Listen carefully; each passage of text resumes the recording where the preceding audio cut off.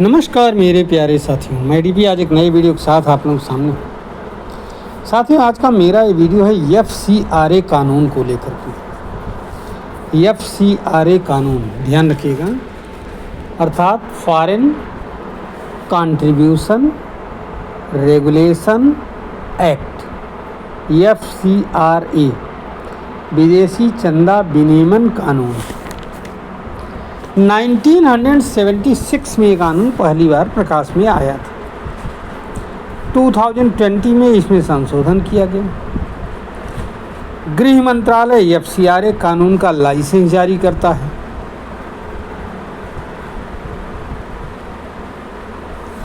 समझ रहे हैं? अब हुआ ये है कि ये जो FCRA कानून अर्थात फॉरेन कंट्रीब्यूशन रेगुलेशन एक्ट है, इसमें 22 जून 2026 को 22 जून 2026 को एक नोटिफिकेशन जारी करके इसमें संशोधन की बात की। अब क्या है इसमें यह है कि विदेशी पैसों पर चलने वाली संस्थाएं अर्थात ऐसी संस्थाएं जिनमें दान फॉरेन से आ रहा है, अपने एक एक पैसे का हिसाब देंगी और ये भी बताएंगी कि कोई दबाव या लालच में कोई अनैतिक गतिविधि तो नहीं बढ़ाया जा रहा है। अगर कोई अनैतिक गतिविधि बढ़ाते हुए पकड़ा गया, कोई राष्ट्र विरोधी गतिविधि करते हुए पकड़ा गया, धर्मांतरण वगैरह का रैकेट चलाते हुए पकड़ा गया, जिसको प्रो सैनिटाइजेशन कहा जाता है, तो इसके तहत अगर ये सब कोई एक्टिविटी पकड़ी गई तो FCRA कानून के तहत उनके लाइसेंस को तत्काल प्रभाव से निलंबित कर दिया जाएगा और उनकी जो भी प्रॉपर्टी इंडिया में होगी उसको भारत सरकार अपने में मिला लेगी। सीधा प्रावधान है। अब वास्तव में क्या है कि अगर हम ध्यान दें थोड़ा सा, तो इस देश में चैरिटी के नाम पर अनेक संस्थाएं सक्रिय हैं। कुछ स्कॉलरशिप देती हैं, कुछ इलाज करती हैं फ्री में, कुछ फ्री में हॉस्टल बना करके देती हैं। ये भी होता है कि कहीं कहीं पर आदिवासी इलाकों में होता है। चमत्कार वगैरह दिखाती हैं और अंत में क्या करती हैं, या तो अलगाववाद बढ़ा रही हैं, या नक्सलिज्म बढ़ा रही हैं, या धर्मांतरण का रैकेट चला रही हैं। समझ रहे हैं? एक संस्था US की इसी में पकड़ी गई, द टिमोथी इनिशिएटिव। इस पर जून 2026 में ED ने FIR करवाया बेंगलुरु में। बेंगलुरु के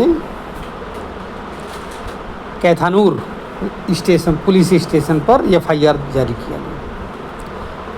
आरोप क्या है? UAPA के अंतर्गत और भारतीय न्याय संहिता के तहत क्रिमिनल कॉन्स्पिरेसी का आरोप लगाया गया है। फोर्ज डॉक्यूमेंट बनाने का आरोप लगाया गया है। आपको मालूम होना चाहिए इस पूरे केस में 42 करोड़ रुपीस सामने निकाला गया। काहे के थ्रू? विदेशी क्रेडिट कार्ड और डेबिट कार्ड के थ्रू।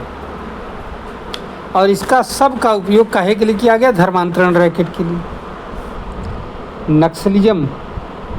नक्सलाइट एरिया में पुनः लोगों को बरगलाने के लिए। ये जितने बड़े बड़े लोग ऐसी संस्थाओं के फेवर में और देश के विरोध में कभी कभी बातें करती हैं, आप देखते होंगे, तो ऐसे नहीं करती हैं। उनको कुछ न कुछ मिलता है और मोटी रकम मिलती है। और तो और गृह मंत्रालय ने जिन भी विदेशी संस्थाओं पर रोक लगाया है, 70% से ज़्यादा उसमें क्रिश्चियन मिशनरी। अब ये लोग क्या करते हैं कि एक तरफ क्रिश्चियन भी बन जाते हैं, सुविधाओं का लाभ लेते हैं, और दूसरी तरफ भारत सरकार के द्वारा जो शेड्यूल ट्राइब को जो सुविधाएं प्रदान की जाती हैं उसका भी लाभ लेना चाहते हैं। मसलन आरक्षण ही एक उदाहरण ले लो, तो आरक्षण का ही लाभ लेते रहेंगे। यही सबसे बड़ी इस देश की विडंबना है। समझ रहे हैं? अब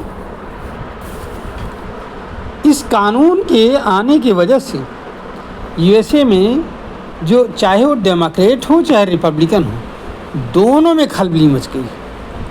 इसीलिए आपने देखा होगा पिछले दिनों जब जेडी वेंस आए थे भारत, तो कहाँ उतरे थे? कलकत्ते में उतरे थे, अपनी एक मिशनरी की संस्था में, मदर टेरेसा की जो संस्था है उसमें उतरे थे। मदर टेरेसा की संस्थाओं का बड़ा लंबा चौड़ा काला कारनामा रहा है। अब जिस राज में चल रही थी धड़ल्ले से, उस राज में तो कोई बोलने वाला था नहीं, चाहे जितने काले कानून लागू कर लो, लेकिन अब नहीं चल पा रहा है तो ये लोग परेशान। बस यही है इस पूरे FCRA जो कानून है इसका पूरा निचोड़। और उम्मीद है कि ये जो नोटिफिकेशन आया है पूरा कानून में बदलेगा और देश की सुरक्षा सुनिश्चित होगी। धन्यवाद, नमस्कार, जय हिंद, जय भारत, वंदे मातरम।